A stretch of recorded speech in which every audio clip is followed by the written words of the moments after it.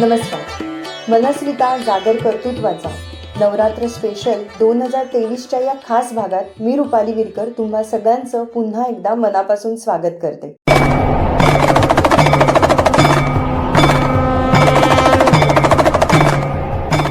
आपल्या सगळ्यांच्याच आजच्या या फास्ट लाईफमध्ये अनेक गोष्टींमधली अनिश्चितता वाढलेली आहे. कधी जीवाचं नुकसान असो, कधी संपत्तीचं नुकसान असो, पण या सगळ्यामध्ये एक गोष्ट मात्र आपल्याला कव्हर देते, अर्थात सुरक्षा देते.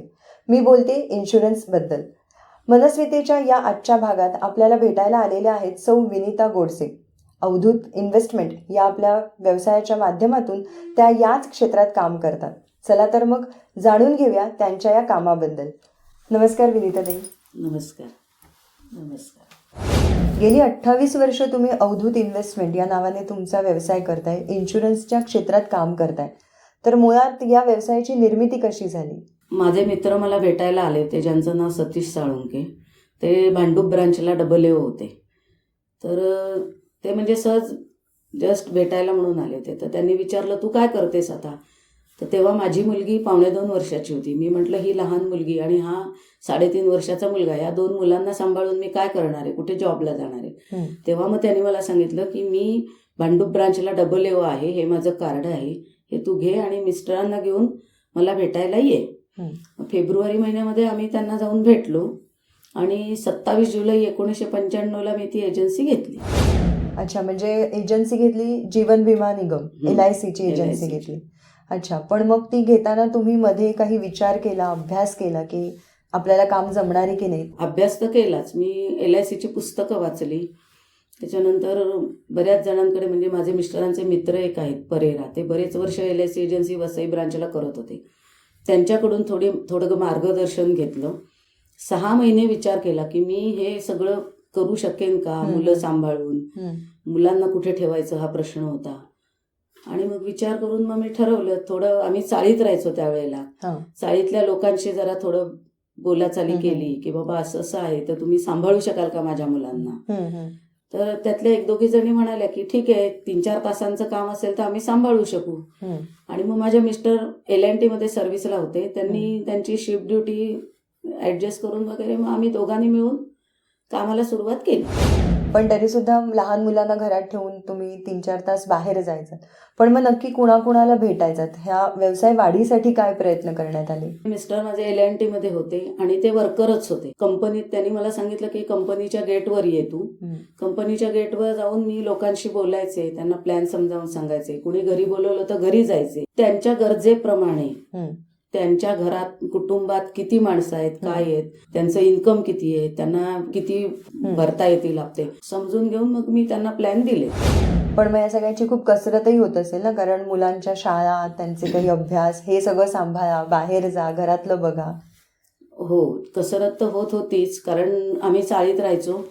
घरात पाणी येत नव्हतं नळाला, बाहेरून पाणी भरायला लागायचं. सकाळी मग मी 9 वाजेपर्यंत स्वयंपाक वगैरे सगळं उरकून मुलांना आमच्या शेजारी कोयंडेताई म्हणून होत्या, त्यांच्याकडे ठेवायचे आणि मग मी जायचे. मग असा एखादा म्हणजे सुरुवातीतला काही प्रसंग, क्षण असा आठवतोय का, किंवा आठवण सांगता येईल का, की जेव्हा तुम्हाला असं वाटलं की म्हणजे गेल्या 6 महिने किंवा वर्षभरात मी जे कष्ट घेतले त्याचं हे फळ मिळाले? एखादा पहिला आनंदाचा चेक? मी 95ला एजन्सी घेतली आणि 98ला मला क्लब मेंबरशिप मिळणार होती. म्हणजे माझा बिझनेस बघून, टार्गेट बघून क्लब मेंबरशिप मिळणार होती.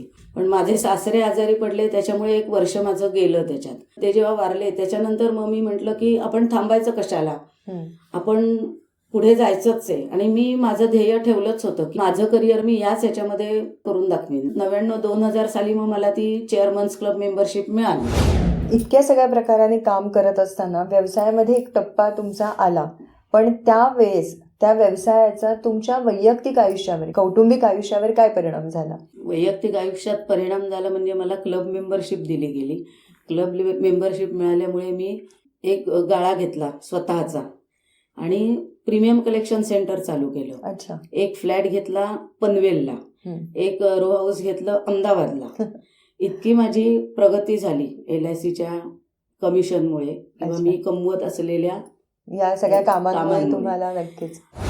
पण मग हे काम करत असताना मग आता असं नाही का कधी वाटलं की ठीक आहे, म्हणजे जी एक गृहिणी होती ती आता हा व्यवसाय करत करत इतक्या लोकांबरोबर जोडली गेली आणि एका विशिष्ट टप्प्यावर आली आणि मग आता एक आत्मसंतुष्टता येते, अनेकांना येते हो. एक ठराविक ठिकाणी पोहोचल्यावर.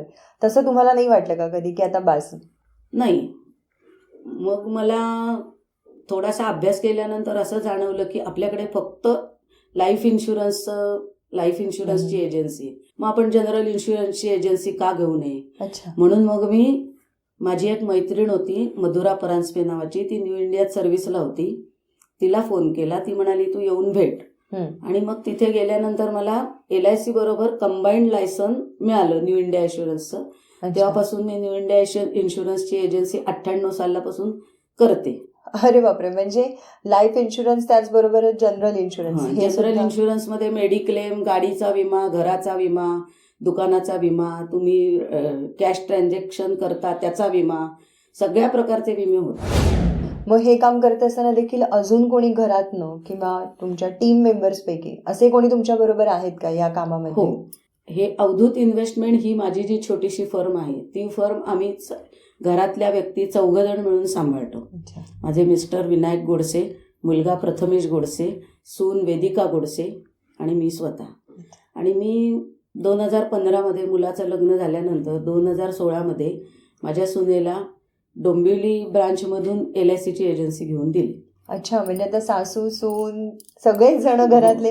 पण मग घरामध्ये चर्चा पण फक्त अशाच होतात का, विमा व्यवसाय? हो, त्याच चर्चा असतात आमच्या. अच्छा. कोणाची पॉलिसी पोचवली का, कोणाचं करेक्शन केलं का, हे का ते का.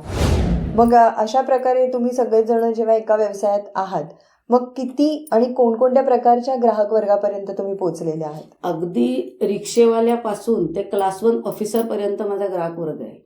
मला या कामासाठी सुरतपासून मिरज, कराड, कोल्हापूर, इकडे रायगड जिल्ह्यामध्ये सातारा, रायगड जिल्ह्यामध्ये अलिबाग, रोहा इथपर्यंत जावं लागतं. मगाशी तुम्ही म्हणालात की LICमुळे तुम्ही विमान प्रवास केलात, तर तुम्हाला स्वतःला काय वाटतं की आपली अचिव्हमेंट काय आहे? वयाचा विचार करता अचिव्हमेंट अशी काही नाहीये, पण मला असं वाटतं की अजून आपण काम थोडे वर्ष करू शकतो. ओके. कुठल्याही गोष्टीला वयाची मर्यादा नसते. काय, मला असं वाटतं की अजून 5-6 वर्ष तरी आपण काम करू शकतो. मला 60 वर्ष पुढच्या वर्षी पूर्ण होतील, 7/8/2024ला. तर यावर्षी मला LICने ग्रॅज्युएटीचं पत्र पाठवलं. अच्छा. म्हणजे त्याच्यामध्ये ऑप्शन असतात की तुम्ही 60व्या वर्षी 60 पूर्ण झाल्यावर ग्रॅज्युएटी घेणार आहात का 65 पूर्ण झाल्यावर. तर माझा अभ्यास अजून चालू आहे. मी अजून 60व्या वर्षी ग्रॅज्युएटी घ्यायचा विचार केलेला नाहीये. मी 65व्या वर्षापर्यंत थांबायचा विचार माझा चाललेला आहे. आता ईश्वर कसं साथ देत आहे ते बघायचं. मला वाटतं खरंच तुमचं हे जे स्वप्न आहे, हे ध्येय आहे, हे नक्कीच पूर्ण होईल. पण तरी सुद्धा एक प्रश्न मनामध्ये येतो की इतक्या वर्षांमध्ये हे काम करत असताना, हा व्यवसाय करत असताना तुमच्यासाठी सगळ्यात मोठी समाधानाची बाब कोणती आहे? लोकांचे जे काही क्लेम येतात ते सगळ्यांचे मी पूर्ण करू शकते आणि लोकांना समाधान पावेल असं मी सर्व्हिस देते. पण मग असं एखादं उदाहरण देऊ शकता का? कोविड काळामध्ये माझा 50 वर्षाचा क्लायंट इथे डोंबिवलीमध्येच राहणारा ऑफ झाला आणि त्याची पॉलिसी 2 वर्षापूर्वी मी ते कोलाडला होते, तिथे जाऊन मी सह्या आणून त्यांची पॉलिसी घेतली होती 5 लाखाची. आणि त्यांचा अर्ली डेथ क्लेम आला. आता अर्ली डेथ क्लेमला काय असं आहे, माझ्यासाठी पहिलंच उदाहरण होतं आयुष्यातलं. तर त्यावेळेला मग मी ऑफिसमध्ये जाऊन फॉर्म्स बिम्स वगैरे सगळं घेऊन आले. कोरोनाचं हे असल्यामुळे मला ट्रेननी प्रवास करता येत नव्हता आणि तो क्लेम त्या व्यक्तीला मिळावा, त्यांच्या नॉमिनीला मिळावा ही माझी अगदी म्हणजे प्रेमळ इच्छा होती. ती अशा वेळेला काय असतं की जी व्यक्ती ऑफ होते त्याचं जे क्रियाकर्म, दहन दफन जे काय करतात ते करताना आय विटनेस असतो तो लागतो. त्याला तिथे ब्रांच मॅनेजरच्या समोर घेऊन जायला लागतं. मग त्यावेळेला मी, माझ्या मुलाचा मित्र एक आहे आदित्य रणदिवे, त्याला घेऊन मी इथून ओला करून भांडुपला गेले आणि तिथे ब्रांच मॅनेजरच्या समोर त्यांनी जे काय प्रश्न विचारले त्याची उत्तरं त्यांनी दिली आणि जी कोण नॉमिनी माझ्या क्लायंटची होती तिला ती 5 लाखाची रक्कम अगदी व्यवस्थित मिळाली, एकही रुपया कट न होता. अच्छा. ही एक समाधानाची बाब. म्हणजे LICच्या बाबतीत तुम्ही जी माहिती सांगितली, तुम्ही 28 वर्ष मला वाटतं ऑन फील्ड ऑफ फील्ड सगळ्या प्रकाराने तुम्ही लोकांसाठी, की जेणेकरून लोकांनी विमा घ्यावा, कारण आपल्या समाजामध्ये तसंही विमा घेण्याचं जे प्रमाण आहे ते कमी आहे, त्याबद्दल अनेक गैरसमज आहेत. तर मग याच्या पुढे जेव्हा अनेक तरुण तरुणी आहेत किंवा काही वयस्कर मंडळी देखील आहेत जे काही सेकंड इन्कम किंवा सेकंड सोर्स म्हणून सुद्धा या LICच्या एजन्सीकडे बघतात, त्यांना तुम्ही काय मार्गदर्शन करू शकता? ज्यांना हा व्यवसाय करायची इच्छा आहे त्यांना कुठल्याही LIC ब्रांचला जाऊन ते एजन्सी घेऊ शकतात. आणि LIC ही अशी कंपनी आहे की 6 महिन्यामध्ये 6 लाख रुपये ती मुलं मेहनत केली तर कमवू शकतात. पण ते त्यांनी करायला पाहिजे, एकनिष्ठ राहायला पाहिजे आणि आपल्या कर्तव्याला जागलं पाहिजे. बरोबर. नुसतीच एजन्सी घेऊन फक्त पॉलिसी उतरवल्या म्हणजे झालं असं नाही. आपल्या पॉलिसी धारकांना काय प्रॉब्लेम आहेत, त्यांना काय आपल्याला सर्व्हिस द्यायची आहे, हे सुद्धा मुलांनी, आजकालच्या पिढीने बरोबर समजून घेतलं पाहिजे. आणि त्यांनी खरोखर हा व्यवसाय करू तर खूप चांगला आहे. बरोबर, त्यांनी करावा, आवर्जून करावा.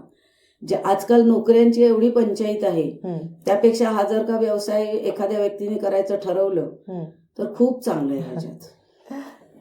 मला तर एक गोष्ट इथे आवर्जून तुमच्या सगळ्यांबरोबर शेअर करावीशी वाटते की LIC किंवा विनिताताईंचा स्वतःचा या कार्यातला जो काही अनुभव आहे तो त्यांनी सांगितला, पण एक उल्लेख करण्यासारखी गोष्ट किंवा अनुभव मला इथे तुम्हाला सांगावासा वाटतोय, तो म्हणजे त्यांनी गेल्या 28 वर्षांपासून आपल्या व्यवसायामध्ये जी काही मेहनत घेतली, त्या मेहनतीच्या प्रत्येक टप्प्यावर ज्यांनी त्यांना जी काही मदत केली असेल त्या सगळ्यांचा त्यांनी इथे आवर्जून उल्लेख केला. सगळ्यांच्या बद्दल त्यांच्या मनामध्ये कृतज्ञता आहे. त्यांनी सगळ्यांची नावं घेतली आहेत. मला वाटतं कुठेतरी आमची पिढी किंवा तरुण पिढी या गोष्टी करायला जर अशी चुकते, तर मला वाटतं आपण सगळ्यांनी या गोष्टीची जाण ठेवायला पाहिजे. आपल्या सगळ्यांच्या यशामध्ये असे खारीचा वाटा उचलणारे अनेक जण असतात, त्या सगळ्यांना आपण लक्षात ठेवलं पाहिजे. खरंच LIC बद्दलचे अनेक प्लॅन्स आहेत, खूप पॉलिसीज आहेत, त्याचे अनेक प्रकार आहेत. ते सगळे जर आपण इथे कव्हर करायचं म्हटलं तर खरंच आपल्याला जरा जास्त वेळ लागेल, बरोबर. तर तुम्ही विनिताताईंना, अशा माणसांना प्रत्यक्ष भेटा ज्या या सगळ्या गोष्टींची दखल ठेवतात, तर ते तुमचे प्लॅन्स, तुमच्या पॉलिसीज नक्कीच खूप चांगल्या प्रकारे तुम्हाला समजावून सांगतील. त्यांना कॉन्टॅक्ट करण्यासाठीचे सगळे डिटेल्स या आपल्या व्हिडिओच्या डिस्क्रिप्शन बॉक्समध्ये आहेत. तुम्हाला स्क्रीनवर त्यांचे क्रमांक दिसत असतील. जेव्हाही तुम्हाला वाटेल की पॉलिसी करायची किंवा व्यवसाय म्हणून हा आपल्याला स्वीकारायचा आहे, तुम्ही नक्की विनिता गोडसे यांना संपर्क करा. आणि पुन्हा एकदा तुम्ही इथे आलात आणि इतकी छान माहिती दिली त्याबद्दल धन्यवाद. पण जायच्या आधी या मनस्वितेच्या प्लॅटफॉर्मवरती अनेक महिला येऊन गेलेल्या आहेत आणि त्यांनी आपलं कार्य, आपला उद्योग याबद्दल खूप छान माहिती आपल्या प्रेक्षकांना दिली आहे. आणि काही जणी आहेत ज्या आमच्याबरोबर गिफ्ट पार्टनर म्हणून सुद्धा जोडल्या गेलेल्या आहेत. अशाच एका आजच्या या भागाच्या गिफ्ट पार्टनर आहेत अश्विनी लेले आणि त्यांचा ब्रँड आहे द स्वीट बॉक्स. तुम्हाला हवा असलेला कुठलाही फ्लेवरचा खूप छानसा सुंदरसा केक त्या बनवतात, ब्राउनीज बनवतात आणि त्यांनी आपल्या मनस्वितेसाठी ही ब्राउनी गिफ्ट म्हणून दिलेली आहे. नक्की तुम्ही टेस्ट करा आणि त्याचा फीडबॅक द्या. आपल्या डिस्क्रिप्शन बॉक्समध्ये त्यांचा देखील क्रमांक आहे. आणि मी पुन्हा एकदा तुम्ही इथे आलात त्याबद्दल खूप खूप धन्यवाद.